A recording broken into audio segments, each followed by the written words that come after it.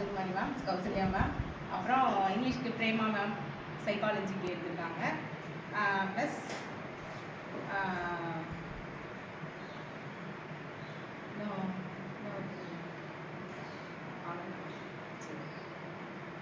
எல்லாரும் நல்லா எனக்கு நான் கேட்ட டவுட்ஸ் எல்லாம் நல்லா கிளாரிஃபை பண்ணியிருந்திருக்காங்க. கௌசல்யா மேம் தான் மேக்ஸிமம் அவங்கள்ட்ட தான் பேசியிருக்கேன், நல்லா கிளாரிஃபை பண்ணியிருக்காங்க.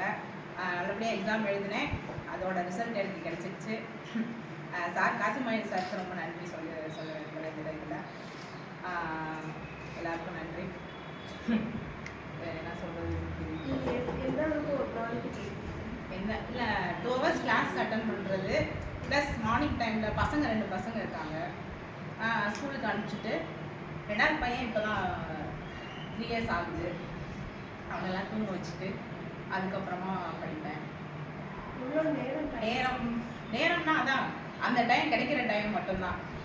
இப்போது 12 o'clock தூங்க வச்சுட்டேன்னா அதுலேருந்து அவன் எந்திரிக்கிற டைம் ஒரு 2 hours அவன் அவ்வளோதான் தூங்குவான்.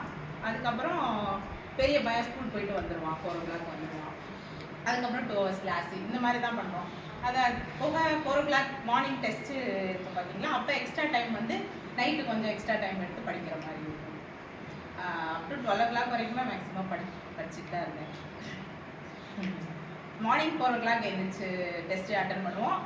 டெஸ்ட் இல்லாத டைமில் மார்னிங் எழுந்திரிச்சு திரும்பி அதே மாதிரியே படிக்கிற மாதிரி, படிக்கிற டைமும் மார்னிங் 4 o'clock, டெஸ்ட் அட்டன் பண்ணுற மாதிரியே அதிகமாக ஃபாலோ பண்ணேன். அதோட ரிசல்ட்டு எனக்கு கிடைச்சிருச்சு. இப்போ அடுத்த யூஜிடிஆர்பிக்கான கிளாஸஸும் நான் ஜாயின் பண்ணிட்டேன்.